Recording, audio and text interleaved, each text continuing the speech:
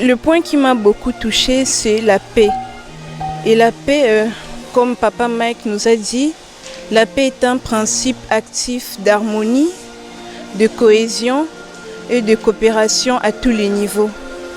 Ceci veut dire que lorsqu'il y a la paix, on ne voit pas des querelles, il n'y a pas de mésattentes, donc il y a un silence. Et aussi, on nous a parlé de la démocratie. La démocratie est le pouvoir du citoyen, par le citoyen et pour le citoyen. Cela qui veut dire que la démocratie est donnée par le citoyen et le pouvoir appartient aux citoyens et c'est aux citoyens de donner ce pouvoir et aussi pour le bien du citoyen. Pour moi, la paix, c'est un principe que tout le monde doit avoir dans son entourage. Parce que dans votre entourage, si vous n'avez pas la paix, vous n'allez pas évoluer dans la vie. C'est pour ça que ça doit être très important d'avoir la paix. Comme à l'est de notre pays, le Rwanda et la RDC ne sont pas en paix. Et il y a beaucoup de morts, nos frères et sœurs perdent la vie à cause de la paix. Donc nous devons avoir la paix pour éviter ce genre de choses. Et nous recommandons au chef de l'État de trouver un moyen d'arrangement entre nous et les Rwandais pour que nous puissions prospérer dans notre pays. Évitez la violence pour prospérer dans la vie. Et nos amis, si vous savez que vous avez un problème avec une autre personne, essayez d'arranger pour vivre en harmonie avec eux. Nous avions un échange ici au collège Saint-Montfort avec nos amis élèves et nous nous sommes entretenus avec eux sur des thématiques dont la démocratie et les élections. Et nous avons développé ces deux concepts pour leur dire que ce sont les deux concepts qui sont à mariage. On ne peut pas parler des élections sans démocratie, ni de démocratie sans élection. Et nous nous sommes entretenus avec eux sur les valeurs qui accompagnent la démocratie et les élections. Et pour chuter, nous leur avons dit que en démocratie, c'est le citoyen qui est le souverain primaire.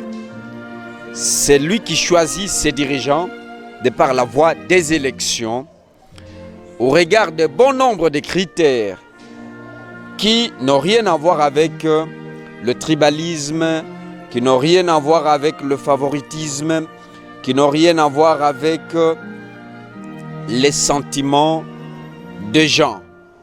Parce que pendant les élections, le jour du vote, lorsque l'électeur qui représente ici le citoyen prend le bulletin de vote, dès lors qu'il le glisse dans l'urne, il se délibère, il se décharge, il fait ce qu'on appelle le transfert de son pouvoir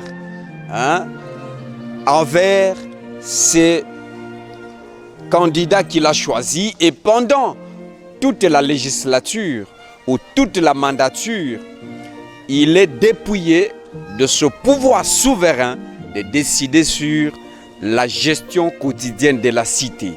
Ainsi donc, nous les avons appelés à prendre ce geste au sérieux avec beaucoup de responsabilités lors de prochaines élections, car ce choix des candidats engage sa vie dans la communauté, dans la société, pendant toute la législature.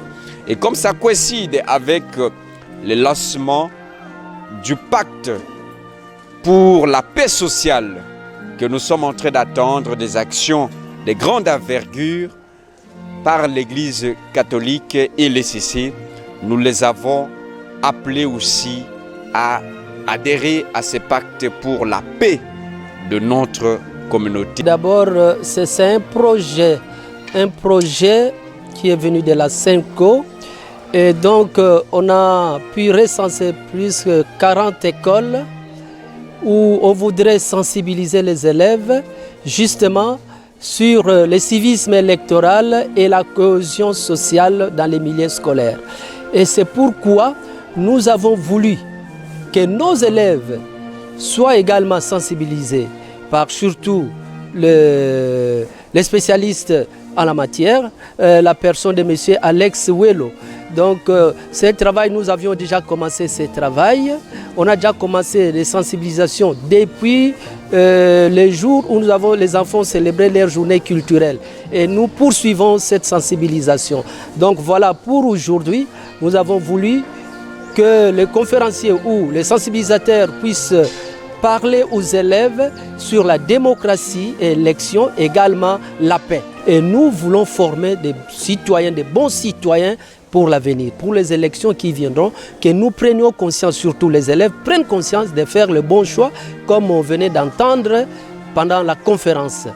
Donc nous continuons à les sensibiliser pour faire un bon choix, parce qu'en faisant les bons choix ou en élisant des bons responsables, cela pourra profiter pour la population et ils vont diriger, amener la paix, surtout la paix dont nous avons besoin pour notre nation. Je voudrais, pour cette nouvelle année 2025, je voudrais présenter mes vœux le meilleur d'abord à notre supérieur général et toute son équipe, son conseil, et aussi à notre supérieur provincial et à son conseil.